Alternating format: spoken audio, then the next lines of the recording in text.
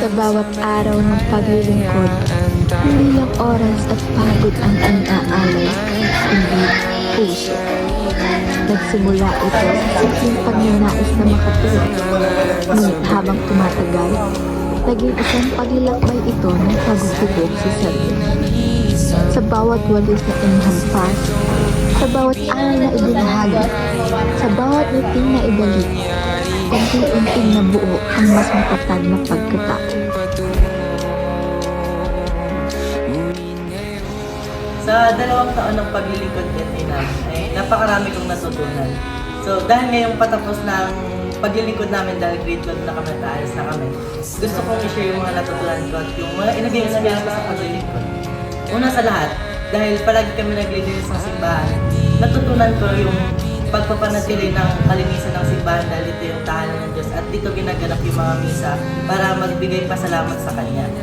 Natutunan ko din sa paglilingkod namin na hindi madaling maglaan ng oras sa paglilinis dito sa simbahan, lalo na't ang dami namin ginagawa sa school. Pero nandun pa din yung responsibilidad namin na maglingkod lagi dito sa simbahan na paglilinis. Kahit pa mahirap maglaan ng oras, nagagawa namin ng paraan para makapaglingkod.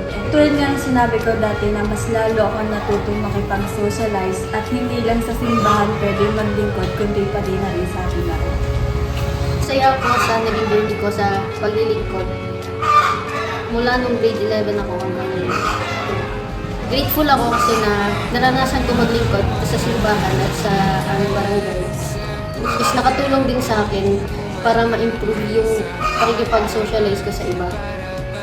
Na-realize ko na importante talaga yung pakikipagsalamuha ko sa iba para makagawa kami or makatapos kami ng isang bagay upang makapaglingkod kami ng ayos. Yun.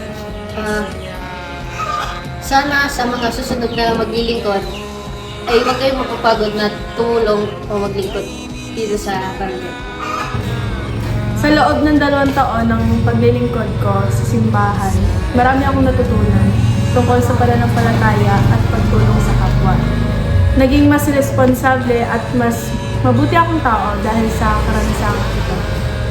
Nung unang paglilingkod namin, simula nung grade 11 kami, ay yung paglilingkod ko may halong kaba at excitement kasi baka hindi ko magawa ng maayos yung paglilingkod namin. Pero habang tumatagal, mas naging confident ako sa paglilingkod, sa sarili ko, at saka sa mga taong nakapaligid sa akin.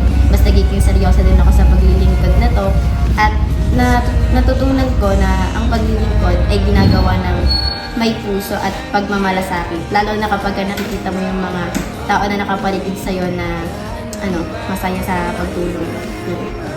Ako naman, sa karanasan ko sa paglilingkod, hindi lamang ito sa paglilinis ng kapaligiran, pati na rin naglilinis ng puso at isipan.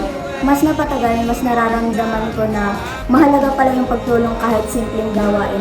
Mas nararamdaman ko na din yung pagiging responsable sa bawat tungkulin at mas napapalapit ang aming loob at pagsasama at mas napapalabas namin yung buong pagkatao namin.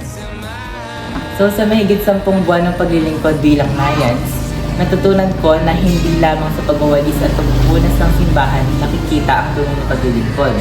Ito ay nakikita sa puso ng pagtutulungan ng bawat isa. Mula sa ingay ng kasiyahan hanggang sa kaluskos ng mga anino na tila nagpapaalala ng mga memoryang aming pinagsasamahan. Ang natutunan ko sa paglilingkod ay mahalagang makatulong sa iba kahit sa maliit at simpleng paraan lang. Natutunan ko na hindi lang sila yung natutulungan ko, kahit sarili ko ay natutulungan ko mas maging mabuting tao at responsible. Natutunan ko sa isang buong taon ng paglilingkod ko na mas mabilis matatapos ang gawain kapag sama-sama natin itong ginagawa. Lalo na pag ginagawa mo ito ng bukal sa puso. Then, natuto din po ako sa paglilingkod po namin na pahalagahan po ang aming simbahan dahil dahil parang nanay-neglect din po yung aming simbahan. Kakaunti na din po ang nasimba. Kaya sa simpleng paglilinis po namin ng simbahan at pagtulong po dito ay nagagawa din po namin na matulungan ang simbahan din namin.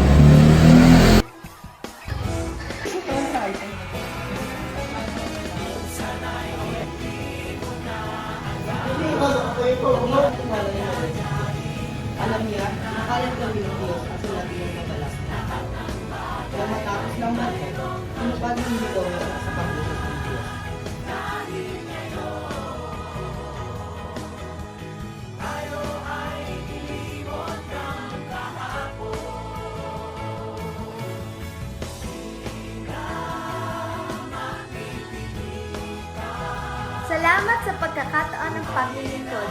Ngayon, pinapasa namin sa inyo. Hanggang sa muling paglilingkod!